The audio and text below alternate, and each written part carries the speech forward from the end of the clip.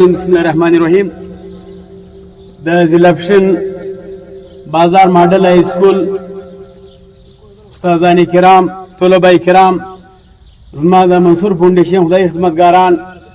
غفار صدیقی صاحب، ناپیشا و ټول ملګرو ته زړه د کومې سلامونه وړاندې کوم.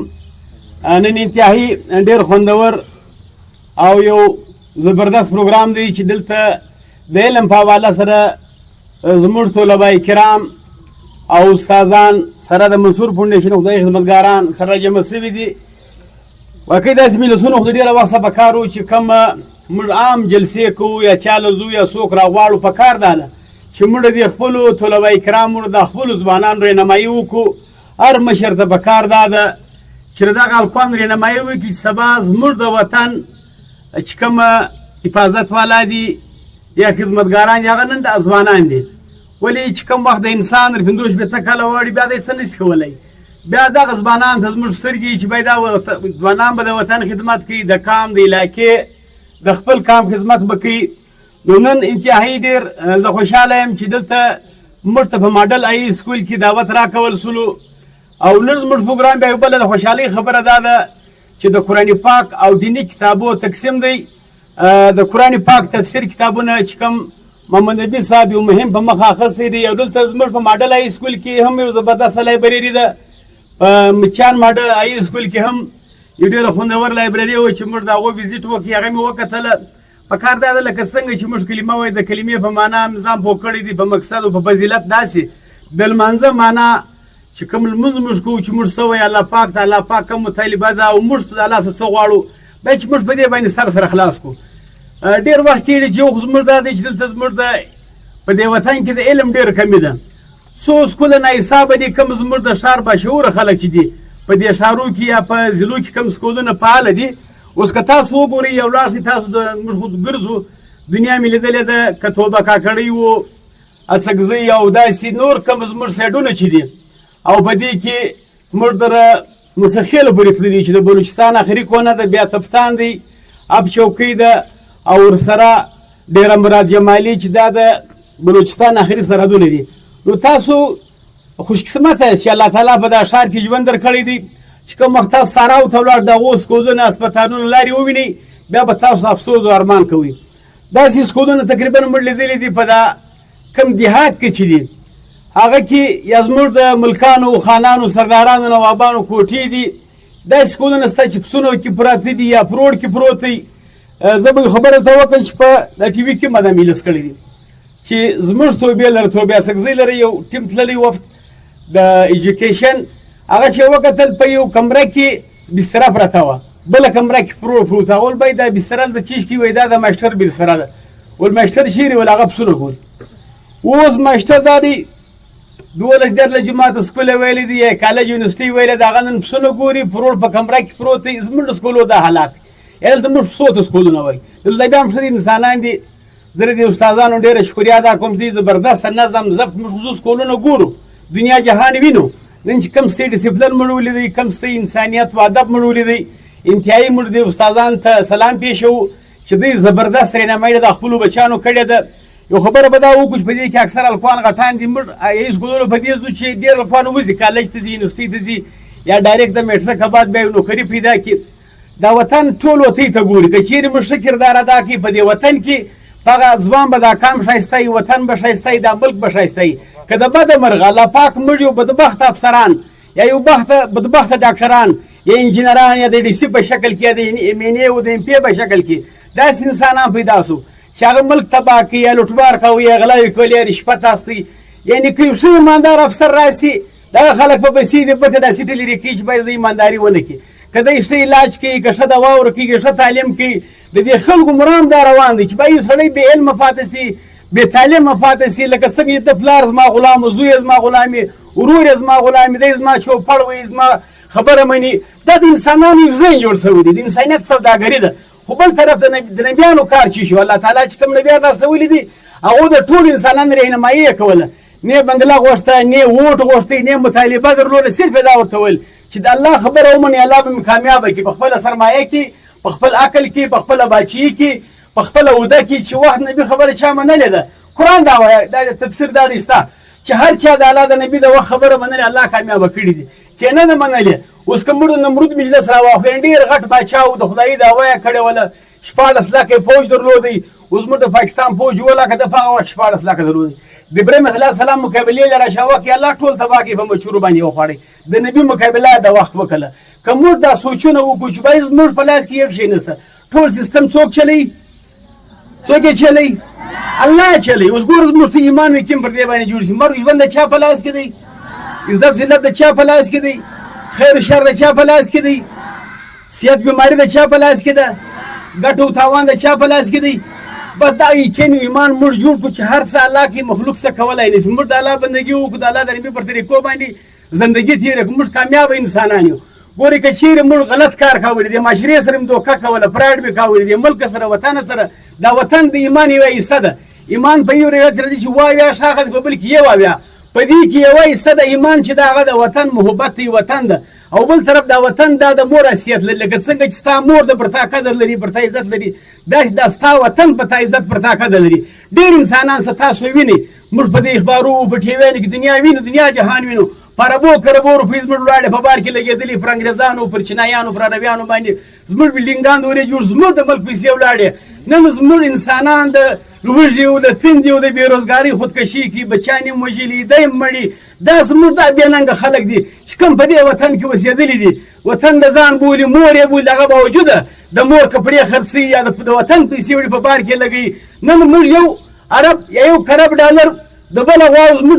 12 کربه ډالر بار تللي دي چې هغه زموږ ته لګېدلي دي. هغه انسانان بیرته بیا سود کوي د IMF د ورلډو د چینایانو د سعودیانو د دې سود راوړي په دې وطن باندې خوري. تاسو ته معلومه ده چې ماشاءالله د غټان الفان یاست سود هغه عظیمه ګناه ده لکه سړی چې اویا واره په مکه معظمه کې د مور سره زنا کوي. نن ستا ګرد وطن ستا لیډرشپ ستا سیاسیان په دې غضب په دې مصیبت په دې پریشاني باندې اخته دي. موږ ورته د نظر د خبره موږ په دې واضح کوو چې سبا تېرې مستقبل است د دې وطن د دې ملک د دې پاکستان که ته هم داسې وکړ بیا لکه نن چې خلک پر دوی نالت وایي سبا پر موږ دا لعنت ویل کېږي. موږ به ایمانداري کوو دا وطن دفاع به کوو حفاظت به کوو. دا د چا د پلار وطن نه دی چا موږ ته په میراث کې راکړی. موږ ته الله راکړی دی د الله وطن دی د الله خاوره د الله پاک موږ په دې کې پیدا کړي. موږ د دې وطن بچیان یو. موږ به د دې وطن حفاظت خامخا کوو. یو خان و ملک وي لیډر ته به نه ګورو چې هغه ملک خرابوي موږ به د هغه ملګري بیا به موږ ملک خرابوو. نه دا بالکل ناجایزه ده. موږ به د دې وطن سره وفا کوو. موږ د موږ چې کوم سکولونه یا تعلیم کوو یا علم حاصلوو هغه د دې لپاره چې موږ په حلالو په مردار باندې سر خلاص کړو. بیا رشوت ګناه ده رشوت اخیستل ګناه ده رشوت ورکول ګناه ده. درېیم سړی چې فیصله کوي هغه هم ګناهګار دی. بلکې دا حدیث کې دا جهنمیان دي چې څوک رشوت ورکوي یا اخلي یا په رشوت کې فیصله کوي. اوس موږ هر کار چې مادیت جوړوي په رشوت به جوړوي. DC جلا غواړي C جلا غواړي انجینیر جلا غواړي یعنې ګرو دنیا په دې باندې مصیبت ګډه ده. د خدای په کور کې دوی غلاوې کوي رشوت اخلي پلونه دغه دي ډیمونه دغه دي. زما او ستا د وطن ډیمونه چې راماسو دنیا هغه که کورونه یوړو باغونه یوړو دنیا جهان یې یوړي د هغه ناکسه ډیمونه چې کوم باندې برابر پیټې کو واخلي په هغه باندې 10 کروڑ روپۍ نه خرڅوي. سبا مستقبل وتی ته ګوري بیا به تی په دفترانو کې ناست یاست بیا به تی د معاشره وتی ته ګوري تی د بې نظري چې زموږ بچیان زموږ دپاره اوس څه کوي. دا یې موقع د الله راکړې بار بار دا موقع نه راځي. ما خپله تقریبا په سرکاري اسکول کې سبق ویلی دی. همیشه چې چا توره ویلې ده هغه یو غریب بچی ویلې ده هغه د یو خان د ملک د سردار د لیډر زوی توره نه ده ویلې چې د یو غټه توره ویلې ده غلا بیا کړي بدنامي یې راوړې دی وطن لره خو د عزت کار یې نه دی کړی. چې کوم په دې پاکستان کې زموږ په ملک کې که یو ښه ساینسدانه دی که یو ښه انجینیر دی که یو ښه پایلټ دی که یو ښه پروفیسر ډاکټر هغه دغه غریب بچیان دي چې هغه همت کوي محنت کوي شپه ورځ یې پر ځان یوه کړې ده د پلار ګټلې ته نه ګوري زما پلار غلا کړې ده ما دې په اربو کربو روپۍ ویشي زه به د هغو پیسې بیا وړاوم. نه هغه وایي زه څنګه همت وکړم څنګه یو ښه انسان د ځانه جوړ کړم څنګه ډاکټر جوړ سم څنګه انجینیر پروفیسر یو څنګه ښه مشرف جوړ سم چې د خلکو رهنمایي وکړم د دې خپلې معاشرې اصلاح وکړم هغه پر صحیح طریقه باندې راولم. دا یو موقع موږ ته الله پاک راکړې ده. منصور فاونډیشن مرام هم دغه دی چې باید هر بچی ښه تعلیم وکړي د مور پلار قدر عزت وکړي د الله او د رسول اطاعت او بندګي وکړي او د خپلو استادانو چې کوم زموږ تربیت کوي دا زموږ د والدینو په رقم دي. دې زموږ تربیت زموږ د مور پلار په طریقه باندې کړې که موږ د استادانو قدر عزت وکړو کوم چې موږ په دې سکول کې موږ ته ناست د اجتماعي زده کوي باندې 25 کاله 30 کاله دا استادان موږ وینو قسم نه که مور پلار چې ووینو داسې موږ د خپل مور پلار څو قدر کړو داسې موږ د خپل استادانو قدر عزت وکړو سبا به معاشره زموږ ورسته عزت او قدر کوي نو دا ډېره موقع الله پاک موږ ته په لاس راکړې ده چې سبا به انشاءالله د دې وطن لپاره که ښه ډیسي جوړ شم زه به رشوت نه اخلم زه به غلا نه کوم اوس عزم وکړي اوس نیت وکړي دا به الله پاک د ښو توفیق درکړي دا به الله د بدو راګرځي دا یو موقع ده چې الله تعالی موږ ته راکړې ده انشاءالله وعده ده که نه ده رشوت به اخلو که به نه اخلو غلا به کوو که به نه کوو درواغ به وایي که به نه وایي نه به وایي د مور پلار څوک چې قدر عزت کوي لاس پورته کوي چې څوک د مور پلار عزت قدر کوي جنت چیرې دی د یو پیر در پښو لاندې جنت شته ملک خان سردار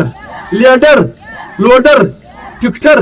ګورئ د یوه ډر در پښو لاندې جنت نشته دا مور پلار دی چې جنت الله تعالی به کېږي دا زه نه وایم الله وایي د الله نبي کریم صلی الله علیه وسلم وایي چې ستی جنت ستی مور پلار دی که چا د مور پلار د رحمت په نظر وکتل الله تعالی د حج د عمرې ثواب کوي خالي ورته وګوري کې عزت وکړي قدر یې وکړي په خوله یې وکړي خبره یې ومني الله به کوم مقام درکړي ګوري دوې دعاوې الله پاک نه ردوي یوه دعا دا ده چې لا اله الا الله محمد رسول الله چا کلمان ډایرکټ الله پاک لذي بل د مور پلار دعا د بچي په حق کې دا ډایرکټ الله پاک بلی چې موږ د خپل مور پلار قدر عزت وکړو ان شاء الله دنیا به موږ رستوي یو خبره بل د کوم مرتي الله پاک رسولي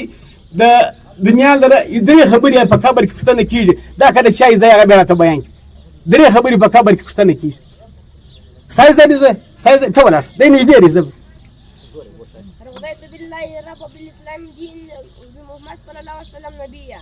جزاک الله ګوره دی وایي چې په قبر درې پوښتنې کیږي من ربک ما دینک من نبیک دغه درې پوښتنې دې لپاره الله پاک موږ راستولي چې ستا رب څوک پالونکی رب څوک دی الله دی رب ګوره پالونکی ته الله پاک الحمدلله رب العالمین د ټول عالم رب څوک دی الله دی هر چا ته رزق څوک ورکوي الله ورکوي یوه خبره کوم بیا به انشاءالله ګرمیان د پروګرام ختموو وایي سړی بازار له راغلی و نو بازار کې ولې نلکه خلاصه کړه اوبه راتوی شولې ډېر خوشحاله سو لاړې په دوکان کې یو پیپ واخیستی وایي نلکه واخیستله چې دا به کلي ویسه دا د اسانه اوبه راتویږي دا خیر و خیرات یې ګرد کلی بابا دي د چې کور ته کلي نلکه یوړه کلی ګرد را جمع کړي چې راسي به یې ما د ښار یو فارموله راوړې ده دا د هر چا سر نه به خلاصېږي کلی هم ډېر خوشحاله و مله کارګه و کوتان و کاغۍ ګرده راله ښځې ورته ناست وې چې بابا دا د چیش راوړئ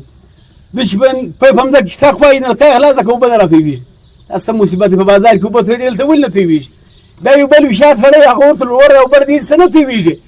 دا برمه ده بیا ټانکۍ دی بیا کنکشن دی پیپونه دي او برمه ډکه شي بیا په دې کې اوبه راځي دا زموږ ایمان یقین دی که چیرې ما درواغ نه ویل الله پاک رزق نه راکوي چې مې دوکانداري نه کړه خلاص الله پاک رزق نه راکوي دا یقین ټیک دی رزق څوک راکوي الله راکوي ګوره د هر څه چې د اسمانه راځي ګوره دوه دوکانداران یو دوکاندار د ورځې لک روپۍ دنده کوي بل 1000 روپۍ نشي کولی دا ګراک څوک راستوي الله راستوي درواغ به وایي که بیا نه وایو نه بیا وایو ګوره یوه خبره درته کوم یو د وخت یو ډېره بزرګه ښځه وه د هغې یو کوچنی بچی و پخوا قافلې اوس دا کاروانونه دي کټنران دي هغه به اوښان و په دې باندې به شیان تلل بیا به یو بل ملک ته وړل نو یو غله پرې پېښ شو پر دې قافله باندې قافله ټوله لوټ کړله څه شی وکړو یو کوچني ته یې ویل زویه ستا سره شی ستا د غلو مشر ول و ما سره پیسې دي ول چیرې دي ول دلته زما مور ما ته په دې کمیس کې راګنډلې دي هغه نه چا ځای چیرې کوي چې ویې کتل پیسې ورسره وې ول تا ولې راوښوې زما خو نه وې په یاد ول ما ته مور ول درواغ مه وایه چې څوک درواغ وایي د هغه څه الله تعالی ناراضه کېږي د الله پر هغه باندې لعنت دي نو په دې وجه درواغ نه وایم دا پیسې دا دې سره واخله ستا قسمت دی زموږ توکل پر الله د غلو سردار ډېر وژړل چې یاره موږ دومره غټ غټ خلک یو غلا ویله کړي دا مړه خو نه ژاړي برېتونه هم در وروړولي دا نه ژاړي هغه د غلو مشر وژړل چې یاره دا چې دی دونه ایماندار د الله څخه دونه بیرېږي موږ څه کور الله خراب کړی دي چې موږ غلاوې کړو د یوه کوچني د رښتیا د وجې ټولې قافلې د سامان واپس کړي موږ ته یې به رښتیا وایي که بیا نه وایي وایي به په هر حال کې به وایي درواغ به نه وایي دوکه به نه کوو ملګري ته بیا کړي زموږ مسکین ملګری په دې سکول کې را سره یو 10 روپۍ موږ ورکړو د خپله جیبه پنسین ورکړو یو قلم ورکړو د دې بدله به موږ ته الله تعالی راکوي باید چې موږ په د خپلو ملګرو کې یو ښه په آپس کې یو ښه اتحاد و اتفاق جوړ کړو او د دې ملک د دې وطن سوچ و نور نه بیا نه دي نه فرشتې دنیا ته راځي چې دا وطن به موږ ته یې جوړو که مې ښه عمل کوئ دا وطن به انشاءالله تعالی زموږ د عمل مطابق چلیږي. او بله خبره دا ده چې کوم غټ هلکان دي هغه باید چې په تبلیغ کې ولاړ شي خامخا درې شپې خو داسې دي چې انسان د خپله اکسرا وکړي چې زما د لمانځه سال دی او دا سمې سال دی زه په دین څو خبر یم څو ناخبره یم نو په دې کې به انشاءالله تبلیغ ته به ځو که به نه ځو څوک په تبلیغ ځي لاسونه پورته کړي اراده له چا او چا ټول لاسونه پورته چې انشاءالله موږ په تبلیغ څو د الله دین به زده کوو دنیا جهان ته به د الله دین پیغام رسو. او بل دغه تفسیر کتابونه چې کوم اوس موږ راوړي دي د دې خدای د الفاظ سره خپله ترجمه ده او که څوک په دې ترجمه باندې نص پوه بیا د خپلو علماو څخه پوښتنه وکړي چې د تفسیر څه معنا ده څه مقصد دی. انشاءالله د قرآن پاک به موږ په الفاظ به وایو او په معنا سره بیا وایي. دا وخت دا انشاءالله تلي کتابونه هم راغلي دي قرآنونه هم راغلي دي کتاب نماز هم راغلي دي ټول کتابونه به انشاءالله تعالی تی د دې سټډي کوئ دا به وایاست. اوس به دا کتابونه هم در تقسیم کړي او قرآن پاک موږ د استادانو لپاره هم راوړي دي. دا استادان به که رب العالمین کړي وو موږ ته دعا کوو زموږ د والدینو پر ځای دي د دوی قدر عزت وکړي. کور مې ودان یو جهان مننه